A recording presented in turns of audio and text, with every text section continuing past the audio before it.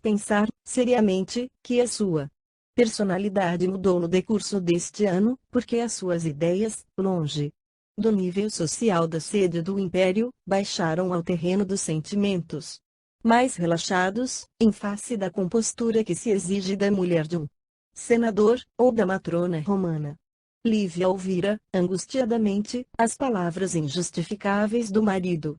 Nunca o vira tão irritado, em todo o transcurso da vida conjugal, mas verificara, em si própria, uma renovação singular, como se o pão rústico, abençoado pelo mestre, lhe transfigurasse as mais recônditas fibras da consciência.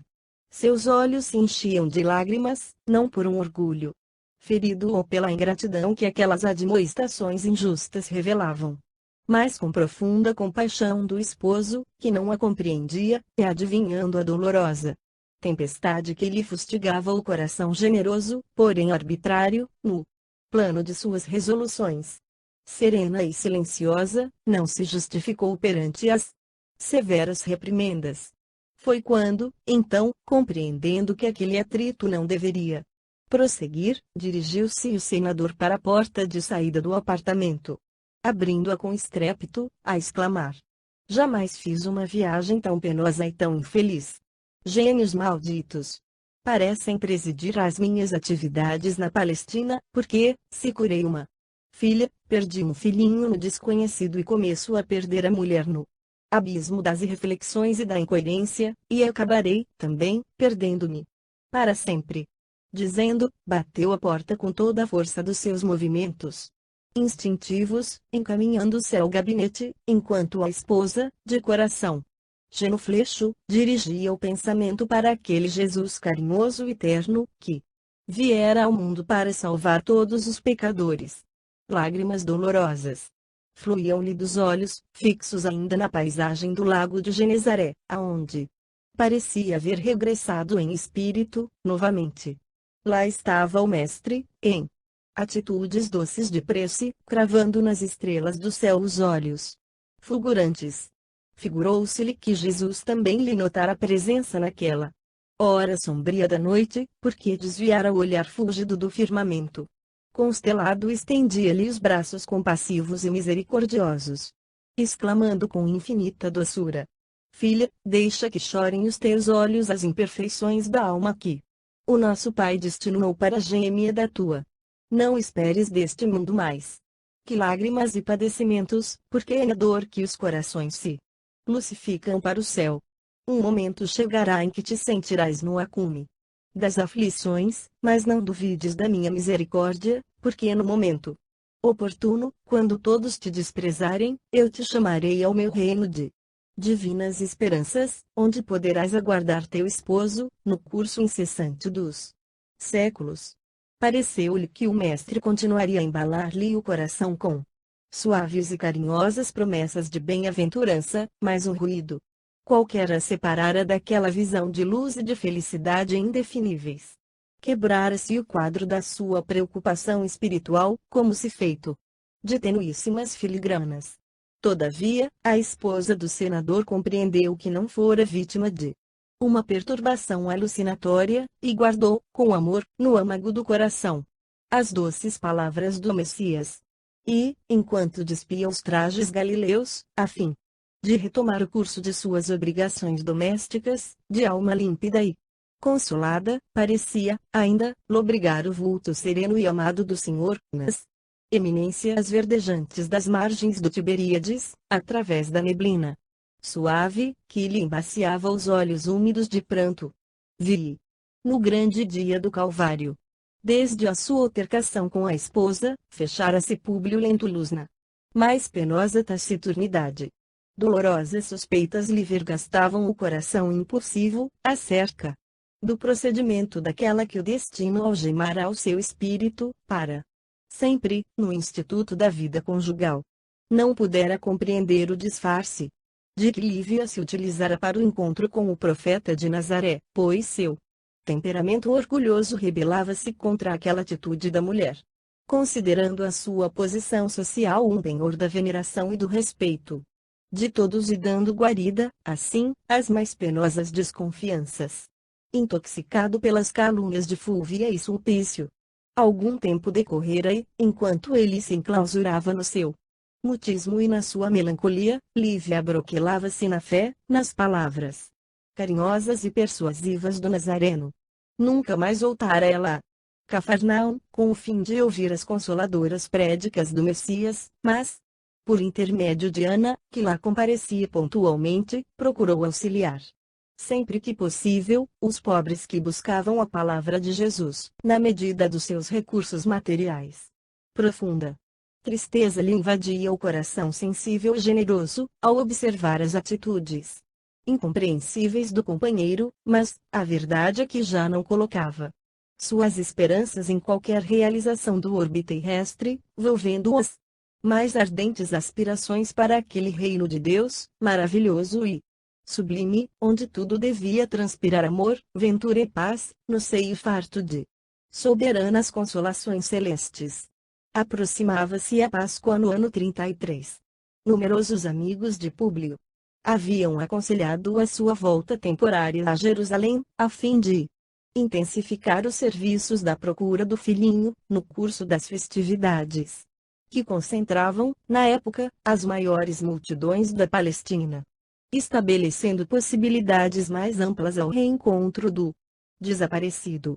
Peregrinos incontáveis, de todas as regiões da província, dirigiam-se para Jerusalém, a participar dos grandes festejos, oferecendo simultaneamente os tributos de sua fé, no suntuoso templo. A nobreza indígena também se fazia notar ali, em tais circunstâncias, através de seus elementos mais representativos.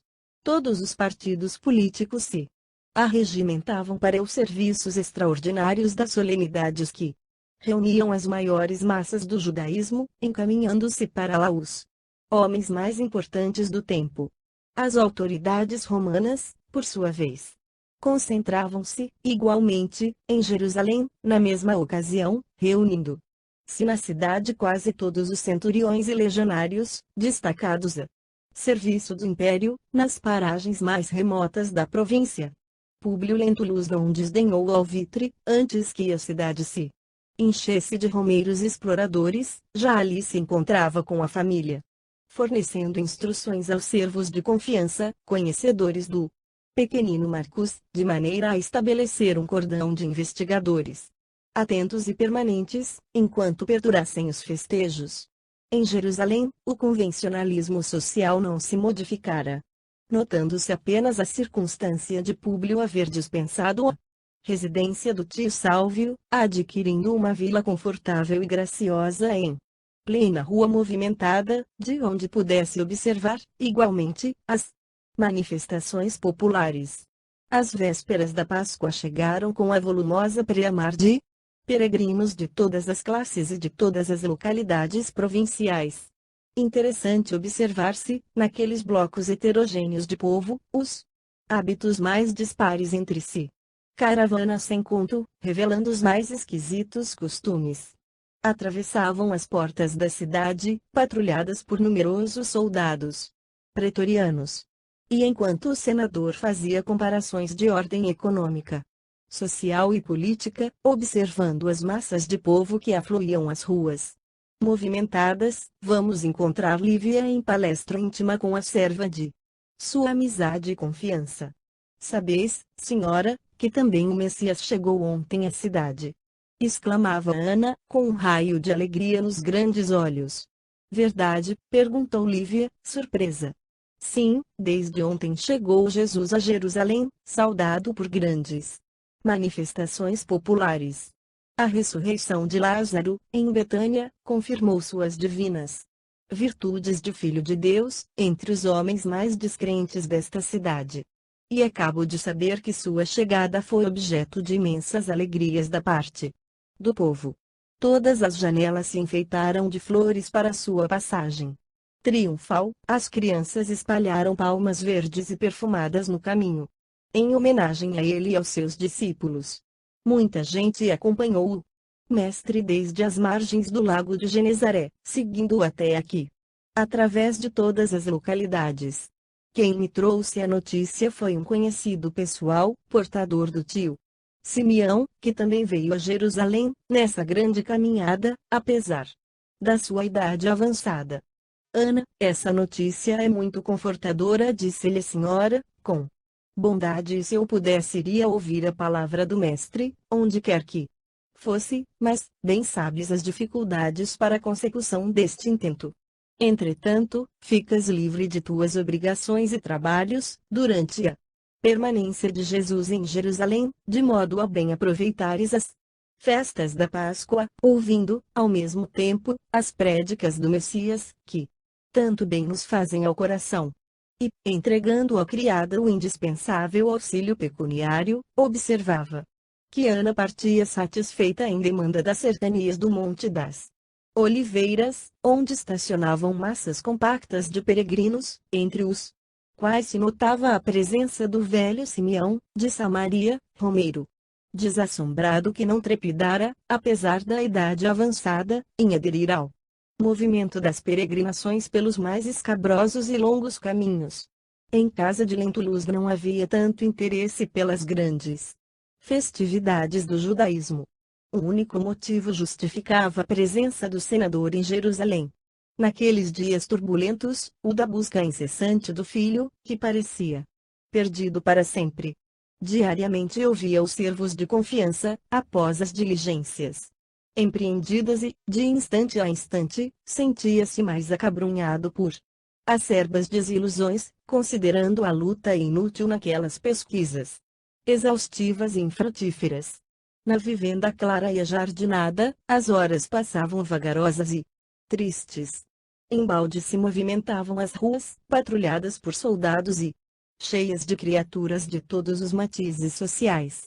O vozerio das ruidosas manifestações populares transpunham aquelas portas quase silenciosas, como ecos apagados de rumores longínquos.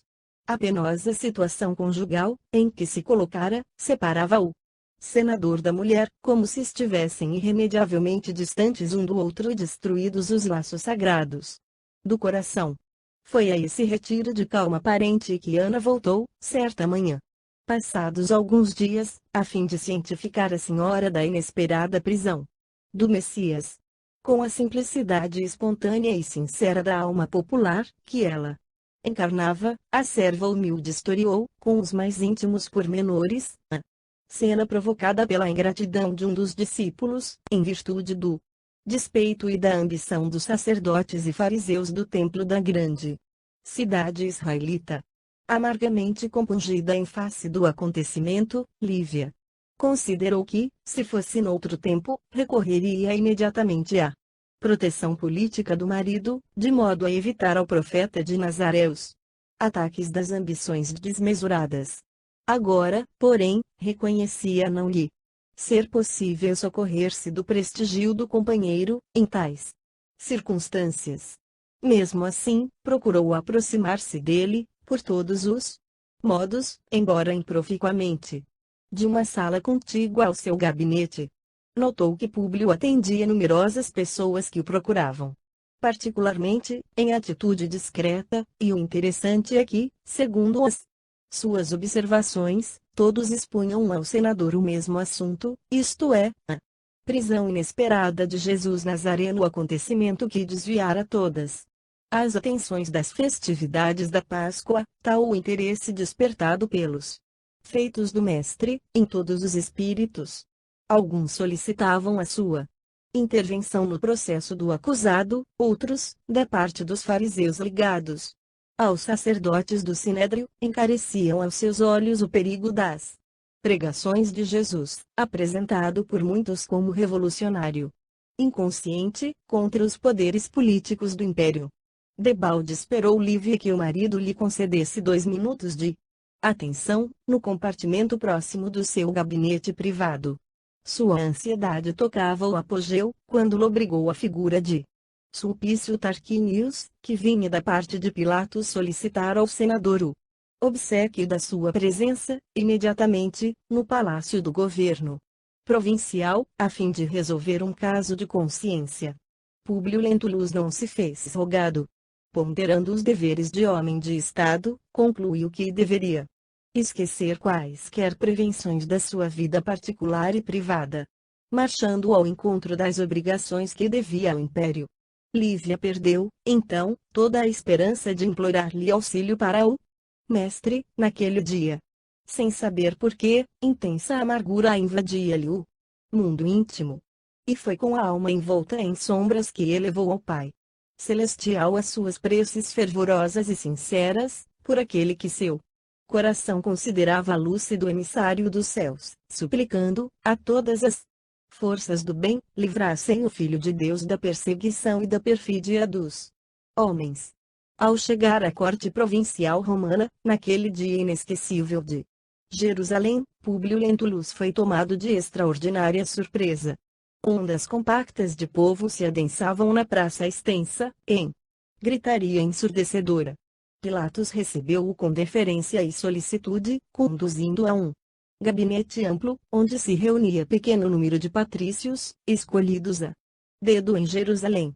O pretor Sálvio, funcionários de destaque, militares, graduados e alguns poucos romanos civis, de nomeada, que passavam eventualmente pela cidade, ali se aglomeravam, convocados pelo governador, que se dirigiu a Públio Lentulus, nestes termos: Senador, não sei se tivestes ensejo de conhecer, na Galileia, um homem extraordinário que o povo se habituou a chamar Jesus Nazareno.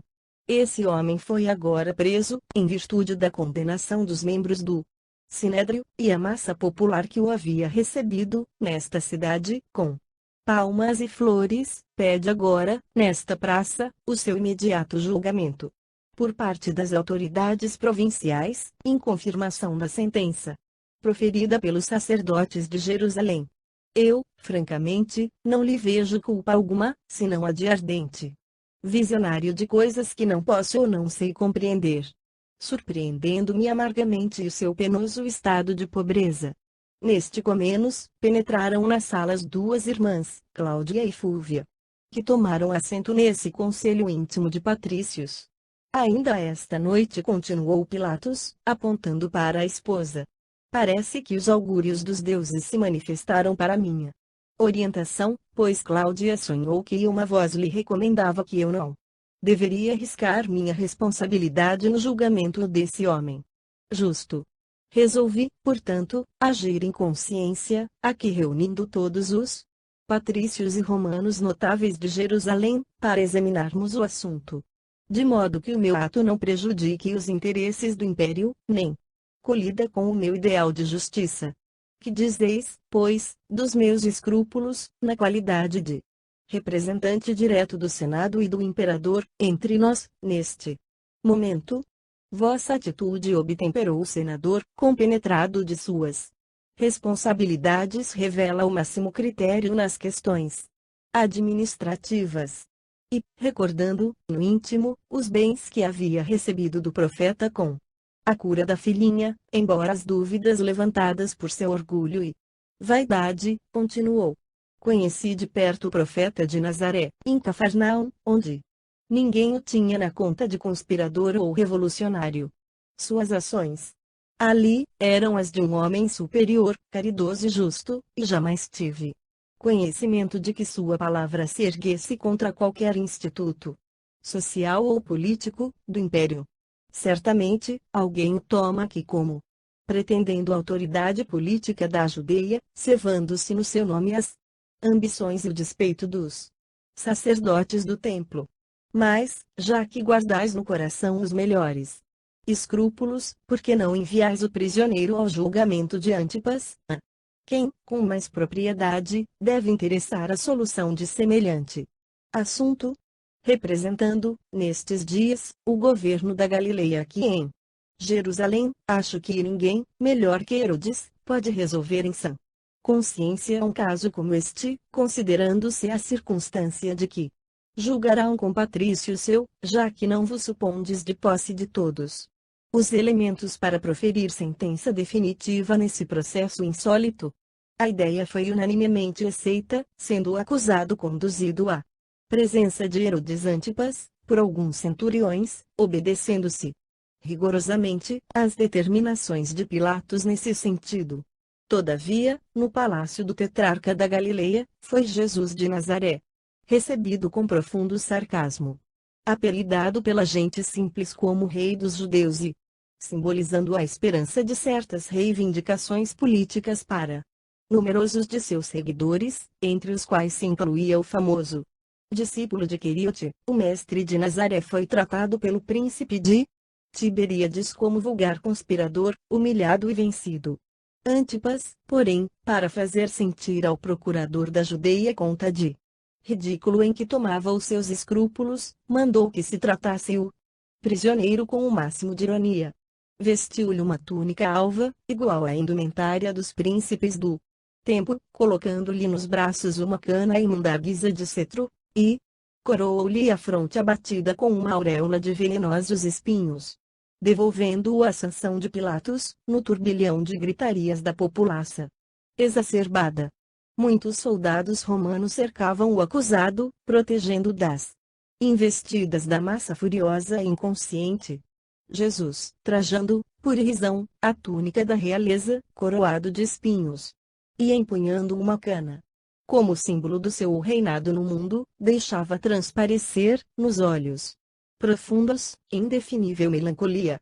Cientificado de que o prisioneiro era devolvido por Antipas ao seu julgamento, o governador dirigiu-se novamente aos seus conterrâneos, exclamando: meus amigos, não obstante nossos esforços, Herodes apela também para nós outros, a fim de se confirmar a peça condenatória do profeta Nazareno, recambiando com a sua situação penosamente agravada perante o povo, porquanto, como suprema autoridade em Tiberíades, tratou o prisioneiro com revoltante sarcasmo, dando-nos a entender o desprezo com que supõe deva ele ser encarado pela nossa justiça e administração.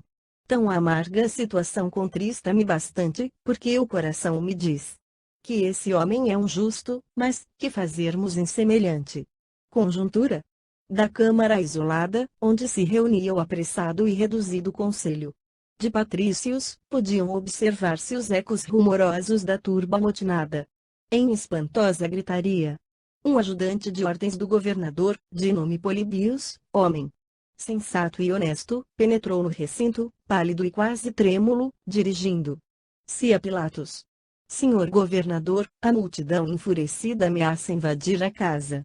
Se não confirmardes a sentença condenatória de Jesus Nazareno, dentro do menor prazo possível. Mas, isso é um absurdo, retrucou Pilatos, emocionado e, afinal, que diz o profeta, em tais circunstâncias? Sofre tudo sem uma palavra de recriminação e sem um apelo oficial aos tribunais de justiça. Senhor, replicou Polibios, igualmente impressionado, o prisioneiro é extraordinário na serenidade e na resignação. Deixa-se conduzir pelos algozes com a docilidade de um cordeiro e nada reclama, nem mesmo o supremo abandono em que o deixaram quase todos os diletos discípulos da sua doutrina. Comovido com os seus padecimentos, fui falar-lhe pessoalmente e, inquirindo sobre os seus martírios, afirmou que poderia invocar as legiões de seus anjos e pulverizar toda a Jerusalém dentro de um minuto. Mas que isso não estava nos desígnios divinos e, sim, a sua humilhação infamante, para que se cumprissem as determinações das Escrituras. Fiz-lhe ver, então, que poderia recorrer à vossa magnanimidade, a fim de se ordenar um processo dentro de nossos dispositivos judiciários, de maneira a comprovar sua inocência e, todavia, recusou semelhante recurso, alegando que prescinde de toda a proteção política dos homens, para confiar tão somente numa justiça que diz ser a de seu Pai que está nos céus.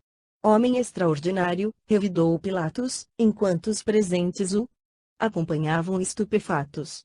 Polibios, continuou ele, que poderíamos fazer para evitar-lhe a morte nefanda, nas mãos criminosas da massa inconsciente? Senhor, em vista da necessidade de resolução rápida, sugiro a pena dos açoites na praça pública, por ver se assim conseguimos amainar as iras populares, evitando ao prisioneiro a morte ignominiosa nas mãos de celerados sem consciência. Mas, os açoites, diz Públio Lentulus, admirado, antevendo as torturas do horrível suplício. Sim, meu amigo, redarguiu o governador, dirigindo-lhe a palavra. Com atenção respeitosa, a ideia de Políbios é bem lembrada. Para evitarmos ao acusado a morte ignominiosa, temos de lançar mão deste recurso. Vivendo na Judeia há quase 7 anos, conheço este povo e sei de suas temíveis atitudes, quando as suas paixões se desencadeiam. O suplício foi, então, ordenado, no pressuposto de evitar maiores males. Diante de todos, foi Jesus açoitado, de maneira impiedosa, aos berros estridentes da multidão amotinada. Nesse instante doloroso, Públio e alguns romanos se ausentaram por momentos da câmara privada onde se reuniam, a fim de observarem os movimentos instintivos da massa fanática e ignorante. Não parecia que os peregrinos de Jerusalém haviam acorrido à cidade para as comemorações alegres da Páscoa, mas, tão somente, para procederem à condenação do humilde Messias de Nazaré. De quando em quando, fazia-se mister concurso decidido de centuriões desassombrados, que dispersavam certos grupos mais exaltados, a golpes de chanfalho. O senador fez questão de aproximar-se do supliciado, nas suas provações dolorosas e extremas. Aquele rosto enérgico e meigo, em que os seus olhos haviam divisado uma auréola de luz suave e misericordiosa, nas margens do Tiberíades, estava agora banhado de suor sangrento a manar-lhe da fronte, dilacerada pelos espinhos perfurantes, misturando-se de lágrimas dolorosas, seus delicados traços fisionômicos pareciam invadidos de palidez angustiada e indescritível, os cabelos caíam-lhe na mesma disposição encantadora sobre os ombros seminus e, todavia, estavam agora desalinhados pela imposição da coroa ignominiosa, o corpo vacilava, trêmulo, a cada vergastada mais forte, mas o olhar profundo saturava-se da mesma beleza inexprimível e misteriosa, revelando amargurada e indefinível melancolia. Por um momento, seus olhos encontraram os do senador, que baixou a fronte, tocado pela imorredoura impressão daquela sobre-humana majestade. Públio Lentulus voltou intimamente compungido ao interior do palácio, onde, daí a poucos minutos, retornava Políbios, cientificando o governador de que a pena do açoite não havia saciado, infelizmente, as iras da população enfurecida, que reclamava a crucificação do condenado. Penosamente surpreendido, exclamou o senador, dirigindo-se a Pilatos, com intimidade. Não tendes, porventura, algum prisioneiro com processo consumado, que possa substituir o profeta em tão horrorosas penas? As massas possuem alma caprichosa e versátil e é bem possível que a de hoje se satisfaça com a crucificação de algum criminoso, em lugar desse homem, que pode ser um mago ou visionário, mas é um coração caridoso e justo. O governador da Judeia concentrou-se por momentos, recorrendo à memória, com o fim de encontrar a desejada solução.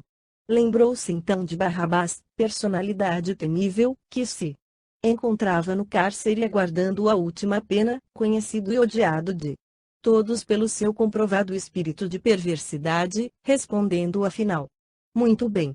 Temos aqui um celerado, no cárcere, para alívio de todos, e que poderia, com efeito, substituir o profeta na morte infamante.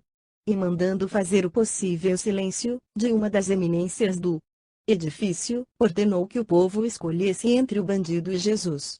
Mas, com grande surpresa de todos os presentes, a multidão bradava com sinistro alarido, numa torrente de impropérios: Jesus! Jesus! Absolvemos Barrabás! Condenamos a Jesus! Crucificai-o! Crucificai-o! Todos os romanos se aproximaram das janelas, observando a inconsciência da massa criminosa, no ímpeto de seus instintos desencadeados. Que fazer diante de tal quadro? Perguntou Pilatos, emocionado, ao senador que o ouvia atentamente. Meu amigo, respondeu Públio, com energia, se a decisão dependesse tão somente de mim, fundamentá-la-ia em nossos códigos. judiciários, cuja evolução não comporta mais uma condenação tão sumária como esta, e mandava dispersar a multidão inconsciente à pata de cavalo, mas considero que as minhas atribuições transitórias, junto ao vosso governo, não me outorgam direito a tais desmandos e, além disso, tendes aqui uma experiência de 7 anos consecutivos. De minha parte, suponho que tudo foi feito para que as decisões não fossem precipitadas.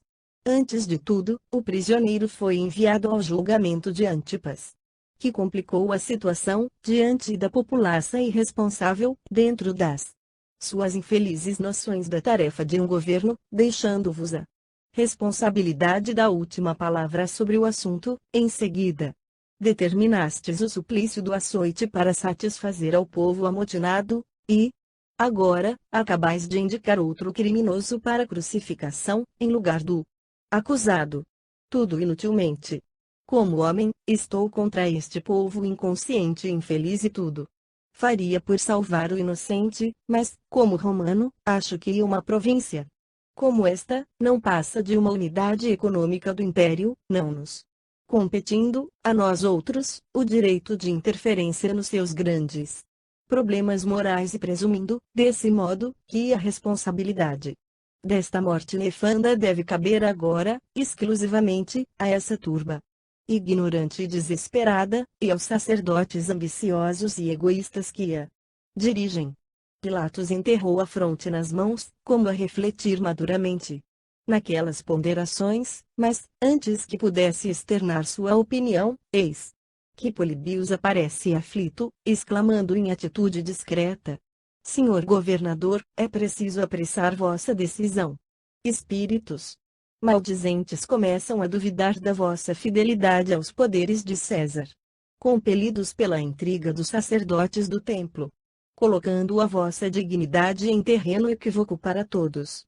Além disso, a população tenta invadir a casa, tornando-se necessário assumirdes atitude decisiva, sem perda de um minuto.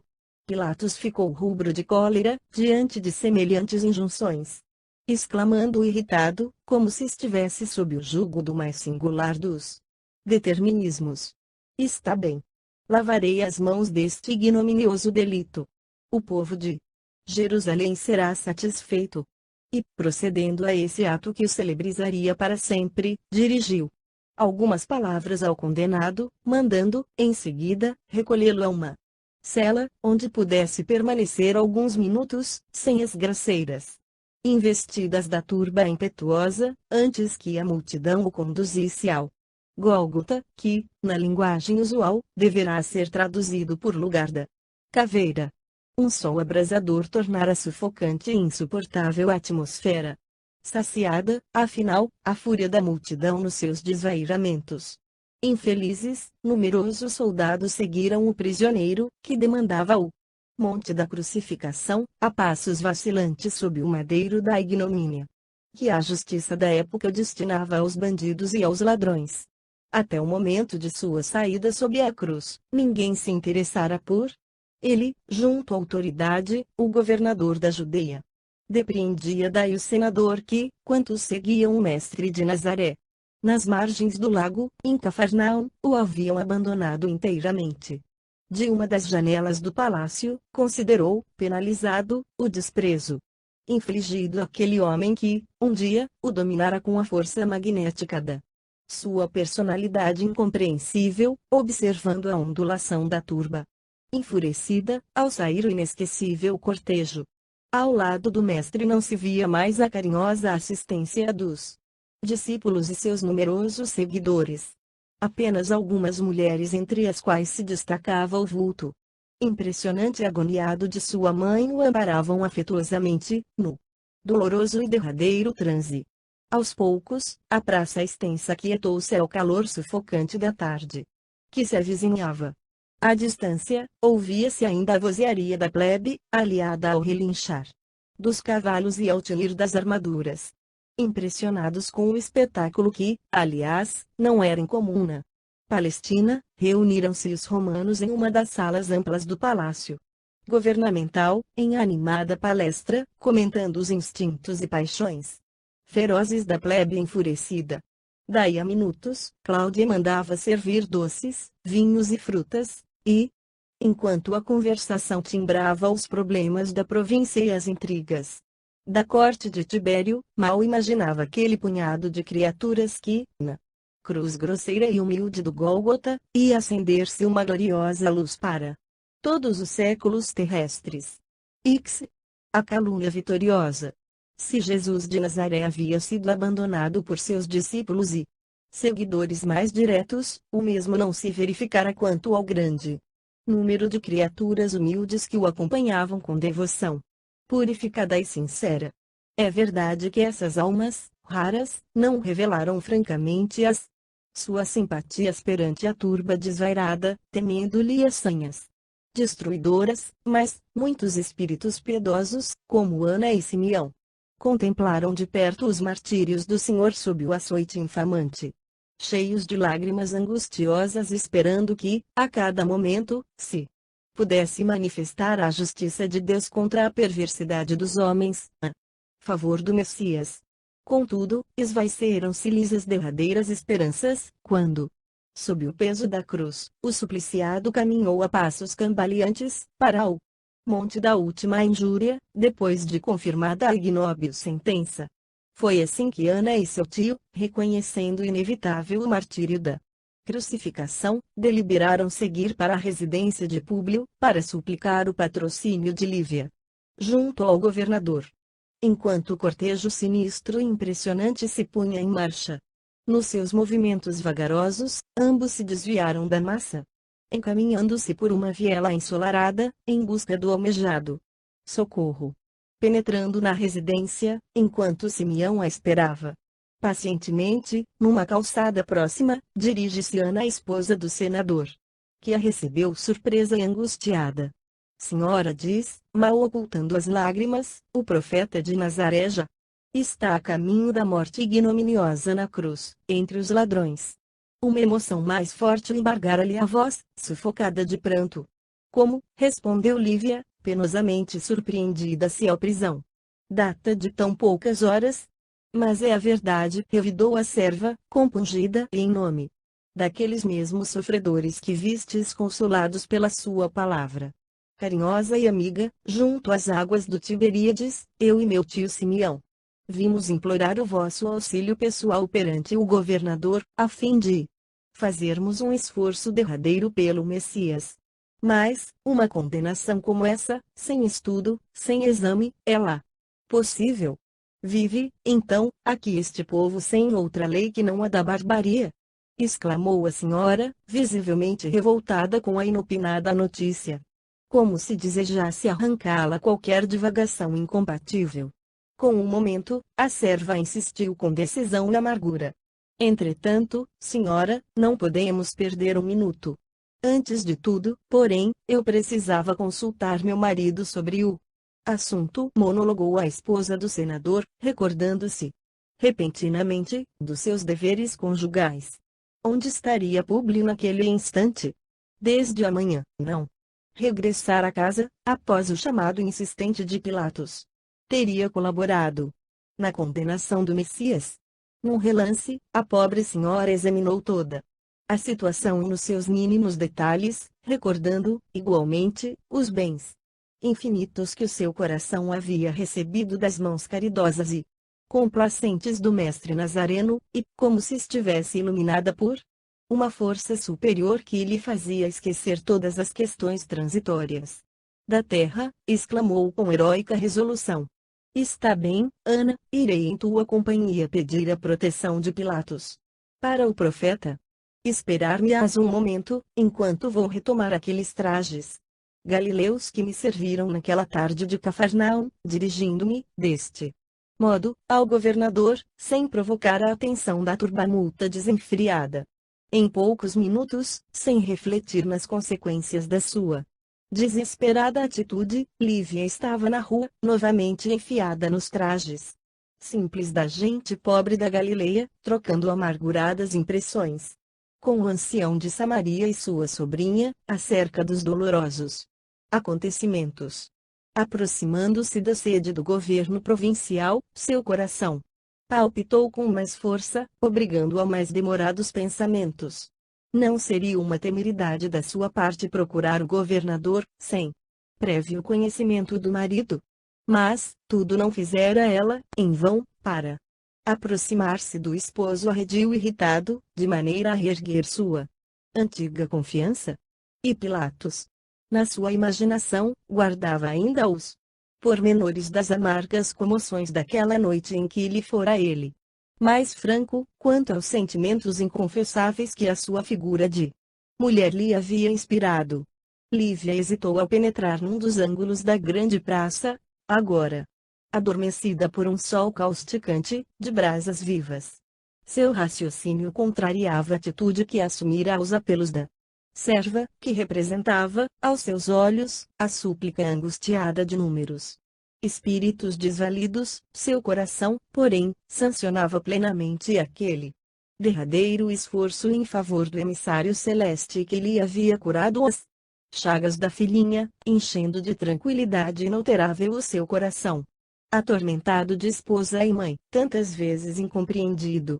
Além disso, nesse conflito interior da razão e do sentimento, este último lhe fazia lembrar que Jesus, nas margens do lago, lhe falara de amargurados sacrifícios pela sua grande causa, e não seria aquela a hora sagrada da gratidão de sua fé ardente e do seu testemunho de reconhecimento? Aliviada pela íntima satisfação do cumprimento do seu carinhoso dever, avançou então, desassombradamente, deixando os dois companheiros à sua espera, num dos largos recantos da praça, enquanto procurava ganhar as adjacências do edifício, com ligeiro desembaraço. Batia-lhe o coração descompassadamente. Como encontrar o governador da Judeia àquela hora? Um sol ardente concentrava, em tudo, calor intolerável e sufocante. O cortejo, em demanda do Gólgota, partira havia quase uma hora e o palácio parecia agora mergulhado numa atmosfera de silêncio e de sono. Após as penosas confusões daquele dia, apenas alguns centuriões montavam guarda ao edifício e, quando Lívia alcançou menor distância das portas principais de acesso ao interior, eis que se lhe depara a figura de Sulpício, a quem se dirigiu com o máximo de confiança e de inocência, pedindo-lhe o obséquio de solicitar uma audiência privada e imediata ao governador, em seu nome, a fim de falar-lhe quanto à dolorosa situação de Jesus de Nazaré. O lictor mirou-a de alto a baixo com o olhar de lascívia e cupidez que lhe eram características e, crendo piamente nas relações ilícitas daquela mulher com o procurador da Judeia, em virtude de suas observações pessoais, por coincidências que se lhe figuravam a realidade perfeita daquela suposta prevaricação, presumiu, naquele ato insólito, não o motivo apresentado, que lhe pareceu ótimo pretexto para afastar quaisquer desconfianças, mas o objetivo de se encontrar com o homem de suas preferências. Criatura ignóbil, de que se utilizava o governador para instrumento de suas paixões malignas, entendeu que semelhante entrevista deveria ser levada a efeito na maior intimidade, e, sabendo que Públio Lentulus ainda lá se encontrava em animada palestra com os companheiros, conduziu Lívia a um gabinete perfumado, onde se alinhavam preciosos vasos de aromas do Oriente, saturados de fluidos sutis entontecedores, e onde Pilatos recebia, por vezes, a visita furtiva das mulheres de conduta equívoca, convidadas a participar dos seus licenciosos prazeres. Ignorando, por completo, o mecanismo de circunstâncias que a conduziam a uma penosíssima situação, Lívia acompanhou o lictor ao gabinete aludido, onde, embora estranhando a suntuosidade extravagante do ambiente, se demorou alguns minutos, a sós, aguardando ansiosamente o instante de implorar, de viva voz, ao procurador da Judeia a sua prestigiosa interferência a favor do generoso Messias de Nazaré. Nem ela, nem Sulpício, todavia, chegaram a perceber que uns olhos perscrutadores os acompanharam com profundo interesse, desde o exterior do edifício ao gabinete privado a que nos referimos. Era Fúvia, que, conhecendo semelhante apartamento do palácio, Surpreendera a esposa do senador, sob o disfarce daquela túnica humilde da vida rural, enchendo-se-lhe o coração de pavorosos ciúmes, ao verificar aquela visita inesperada. Enquanto Sulpício Tarquinius fazia um sinal familiar ao governador, a que este atendeu de pronto, indo imediatamente ao seu encontro num vasto corredor, onde murmuraram ambos algumas palavras em tom discreto, cientificando-se. Pilatos da almejada entrevista em particular, aquela maliciosa criatura demandava alcovas do seu íntimo conhecimento, de maneira a certificar se, positivamente, através dos reposteiros, da presença de Lívia na Câmara privada do governador, destinada às suas expansões licenciosas, certificada, em absoluto, do acontecimento, a caluniadora antegozou o instante em que tomaria Públio pelas mãos, a fim de conduzir-lo à visão direta do suposto adultério de sua mulher, quando regressava ao vasto salão, deixando transparecer levemente a satisfação sinistra da sua alma, ainda ouviu Pilatos exclamar com delicadeza para os seus convidados: meus amigos, espero me concedam alguns minutos para atender a uma entrevista privada e urgente, que eu não esperava neste momento. Acredito que, consumada a condenação do Messias de Nazaré, batem já estas portas os que não tiveram coragem para defendê-lo publicamente. No momento oportuno. Vamos ver. E retirando-se com o assentimento unânime dos presentes, o governador atingia o gabinete reservado, onde, eminentemente surpreendido, encontrou o vulto nobre de Lívia, mais bela e mais sedutora, naqueles trajes despretensiosos e simples, e que lhe falou nestes termos: senhor governador, embora sem o consentimento prévio de meu marido, resolvi chegar até aqui, em virtude da urgência do assunto, a suplicar o vosso amparo político para a absolvição do profeta de Nazaré. Homem humilde, bom, caridoso e justo, que mal teria praticado para morrer assim, de morte aviltante, entre dois ladrões? É por isso que, conhecendo pessoalmente e tendo na conta de um inspirado do céu, ouso invocar as vossas elevadas qualidades de homem público, em favor do acusado. Sua voz era trêmula, indicando as emoções que lhe iam à alma. Senhora, respondeu Pilatos, fazendo o possível para sensibilizar e seduzir-lhe o coração com a fingida ternura de suas palavras, tudo fiz para evitar a Jesus a morte no madeiro infamante, vencendo todos os meus escrúpulos de homem de governo, mas, infelizmente, tudo está consumado.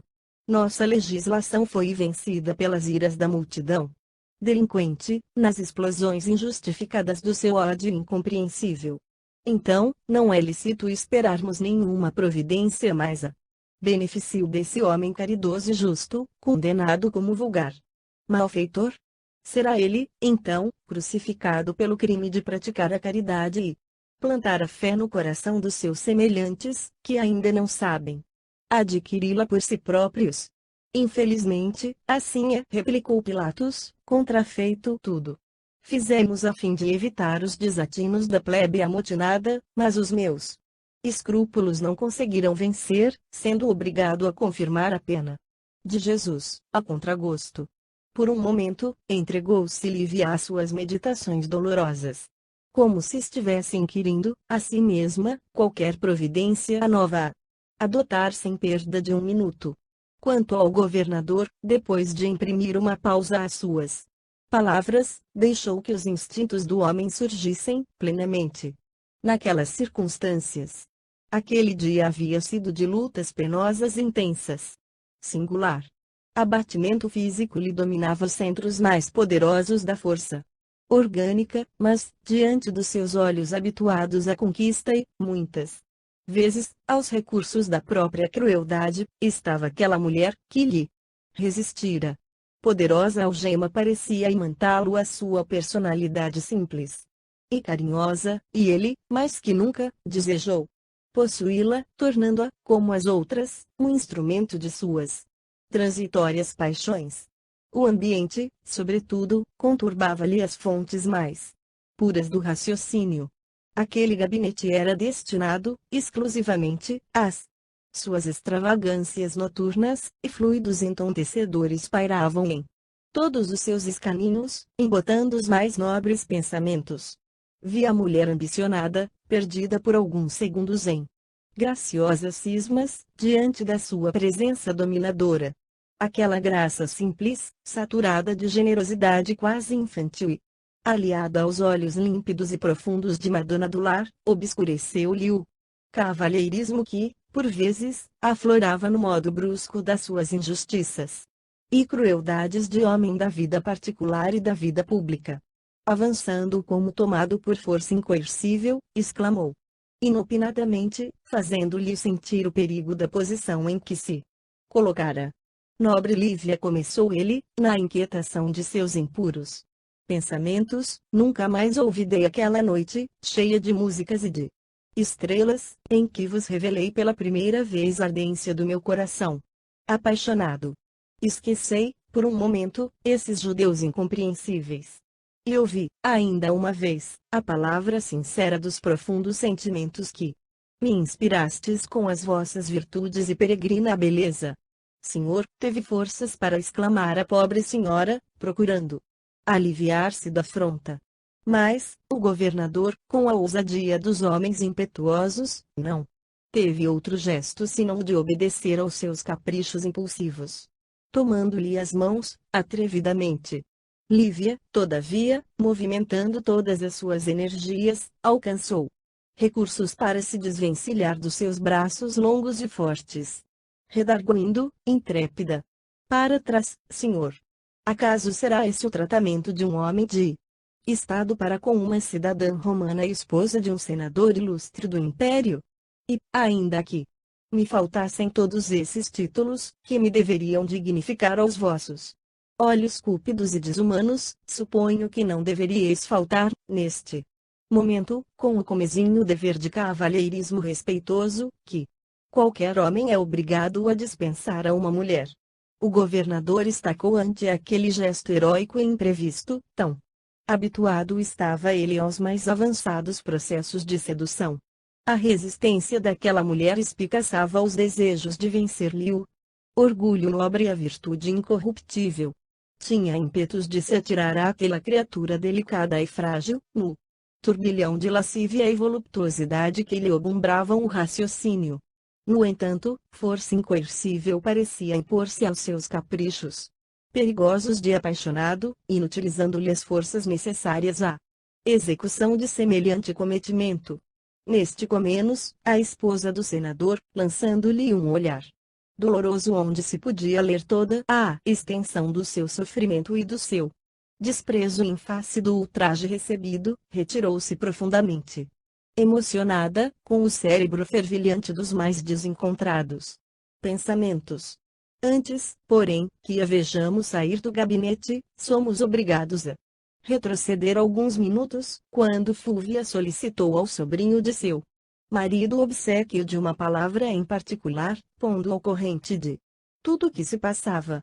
O senador experimentou um choque terrível no coração, pressentindo que a prevaricação da mulher estava prestes a confirmar-se diante dos seus próprios olhos, e, contudo, hesitou ainda a acreditar em semelhante vilania. Lívia, aqui, perguntou saturnamente à esposa do tio, dando a entender, pela inflexão da voz, que tudo não passava de criminosa calúnia. Sim, exclamou Fúvia, ansiosa por fornecer-lhe a prova tangível de suas asserções. Ela está em colóquio com o governador, no seu compartimento privado, sem ajuizar da situação e das circunstâncias em que se verifica tal encontro, porque, afinal, Cláudia ainda está nesta casa. E, perante a lei, minha irmã é a esposa legítima de Pilatos, mal habituado com os costumes dissolutos da corte, de onde foi enviado para cá em virtude de sérios incidentes desta mesma natureza. Públio Lentulus arregalou os olhos, na sua ingenuidade, dando guarida aos mais horríveis sentimentos, intoxicando-se com o veneno da mais acerba desconfiança, em vista de todas as circunstâncias operarem contra sua mulher, embora jogasse ele no assunto com os mais vastos cabedais da sua tolerância e liberalidade. Sua atitude de expectativa revelava ainda o máximo de incredulidade com respeito às acusações que ouvira, mas, observando-a caluniadora o seu angustiado silêncio, acudiu ansiosa, exclamando: Senador, acompanhai-me através destas salas e vos entregarei a chave do enigma, porquanto verificareis a leviandade de vossa esposa com os vossos próprios olhos. Desvairais? Perguntou ele, com serenidade terrível. Um chefe de família da nossa estirpe social, a menos que uma confiança mais forte lhe outorgue esse direito, não deve conhecer as intimidades domésticas de uma casa que não seja sua própria. Percebendo que o golpe falhara, voltou Fúvia a exclamar com a mesma firmeza: Está bem, já que não desejais fugir aos vossos princípios. Aproximemo-nos de uma dessas janelas. Daqui mesmo, podereis observar a veracidade de minhas palavras, com a retirada de Lívia dos apartamentos privados deste palácio. E quase a tomar o interlocutor pelas mãos, tal o abatimento moral que se apossara dele, a mulher do pretor aproximou-se do parapeito de uma janela próxima, seguida pelo senador, que acompanhava, cambaleante. Não foram necessários outros argumentos que melhor o convencessem. Chegados ao local preferido de Fúvia, como posto de observação, em poucos segundos viram abrir-se a porta do gabinete indicado, ao mesmo tempo que Lívia se retirava, nos seus disfarces galileus, deixando transparecer na fisionomia os sinais evidentes da sua emoção, como se quisesse fugir de situação que acabrunhava penosamente. Públio Lentulus sentiu a alma dilacerada para sempre. Considerou, num relance, que havia perdido todos os patrimônios de nobreza social e política, de envolta com as aspirações mais sagradas do seu coração. Diante da atitude de sua mulher, considerada por ele como indelével ignominia que lhe infamava o nome para sempre, supôs-se o mais desventurado dos homens. Todos os seus sonhos estavam agora mortos. E perdidas, terrivelmente, todas as esperanças. Para o homem, a mulher escolhida representa a base sagrada de todas as realizações da sua personalidade nos embates da vida, e ele experimentou que essa base lhe fugia, desequilibrando-lhe o cérebro e o coração. Contudo, nesse turbilhão de fantasmas da sua imaginação superexcitada, que escarneciam de suas mentirosas venturas, lobrigou o vulto suave e doce dos filhinhos, que o fitavam silenciosos e comovidos. Um deles vagava no desconhecido, mas a filha esperava-lhe o carinho paternal e deveria ser, doravante, a razão da sua vida e a força de todas as suas esperanças. Que dizeis, agora? Exclamou Fúvia, triunfante, arrancando do seu doloroso silêncio. Vencestes, respondeu secamente, com a voz embargada de emoção. E, dando à expressão fisionômica o máximo de energia, voltou ao salão extenso, a passos pesados e soturnos, despedindo-se heroicamente dos amigos, a pretexto de leve enxaqueca. Senador, esperai um momento. O governador ainda não voltou dos seus aposentos particulares, exclamou um dos patrícios presentes. Muito agradecido, disse Públio, gravemente. Mas os prezados amigos hão de desculpar a insistência, apresentando minhas despedidas e agradecimentos ao nosso generoso anfitrião. E, sem mais delongas, mandou preparar a liteira que o conduziria de regresso ao lar, pelas mãos fortes dos escravos, de modo a proporcionar algum repouso ao coração supliciado por emoções dolorosas e inesquecíveis.